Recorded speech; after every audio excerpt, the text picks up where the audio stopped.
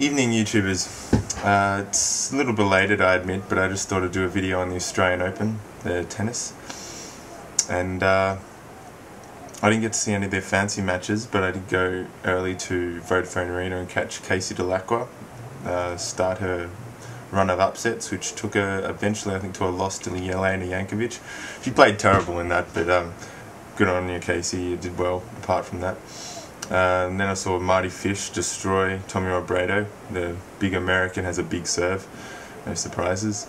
Again, no surprises with Serena Williams. She was very impressive with her purple clothes and dangly earrings, and she just destroyed poor Chinese girl. And then that ended up with Nikolai Davydenko, who's a strange player, I think. He's not flamboyant in the way Rafael Nadal, say, or Roger Federer is, but he does have a very solid game, which I relate really to the winner, eventual winner of the men's, Novak Djokovic. In the latter stages of the tournament, I just found myself rooting for anyone, this is in the female side, anyone who wasn't Maria Sharapova. Yes, she's hot, she's, well, pretty good looking, but her squealing is incredibly irritating. She doesn't have to do it. I don't think if you passed a ball to her on the court she would squeal like that. I remember one match, it was hilarious. I think she was playing Serena Williams or Justina, whoever it was.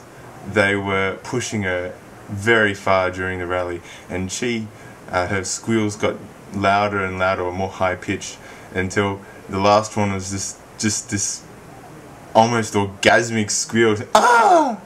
Anyway, and the whole crowd laughed, and I laughed, and it was brilliant. But yeah, I just didn't want her to win. Yeah, I guess she did win, so she was the best player in the end. I didn't really rate Ivanovic a chance in the Battle of the Beauties, because yes, she's got some good ground strokes, and she made the, I think, semis, or no, was it final of yeah, it was the final of the French Open in 2007, and in the semi she beat Maria Sharapova on clay. And she does have a looping clay serve, like you'd expect, and a looping clay shot, which tends to almost lob towards the back of the court. Most hard quarters, natural hard quarters, have a powerful shot which just goes flat.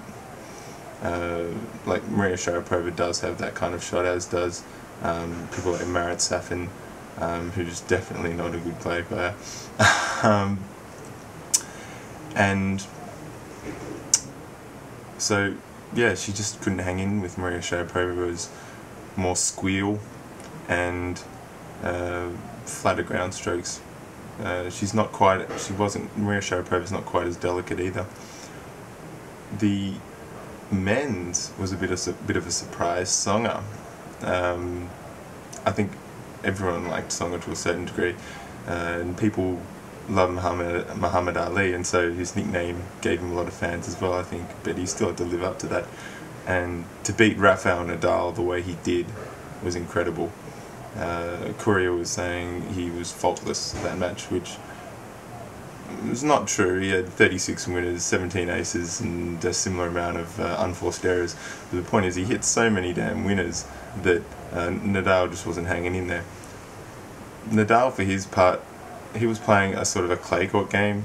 I mean, in the past, he can do flamboyant shots, he can do speedy winners down the baseline, but he wasn't doing that, and that is why I think he hasn't had so much success at the Australian Open, just like Gustavo Kuerten. Both kings of clay, or maybe soon to be former kings of clay, and Guga, who was Gustavo, even made it to #1, but he just couldn't break through in the Australian Open. He never made it to the final, and I never really made it to past the quarterfinals. Someone correct me if I'm wrong, but I think that's about right. And so Tsonga advanced, and in the other final, I must admit, I was expecting Federer to win. It's generally a good bet to bet on Federer. When he's on, he's impossible to beat. I think Novak played well for his part, but I don't think Roger Federer brought his entire game. I think perhaps there was a lingering virus which he had at the start of the tournament, or near the start of the tournament. Novak didn't get lucky, he still had to beat Federer. It's never easy to beat Federer. So full congratulations to him on beating Federer and making it to the final and then being the eventual winner. But I don't think Federer's goose is cooked, as some people have said. So, final. I was rooting for Djokovic. Not semi-Academy Award tradition, I think that people who have been there before deserve to win over the people who have never been there before. It's just sort of a rites of passage. And so I was rooting for Novak. Everyone else was rooting for Tsonga.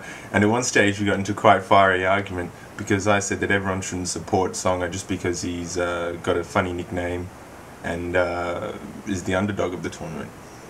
True, the Australian Open has had many underdogs. They've had, last year was Fernando Gonzalez, and the year before that they had the Cypriot Marcos Baghdatis and Rainer Schüttler a few years ago, and in 2002 a huge underdog, Thomas Johansson, won it.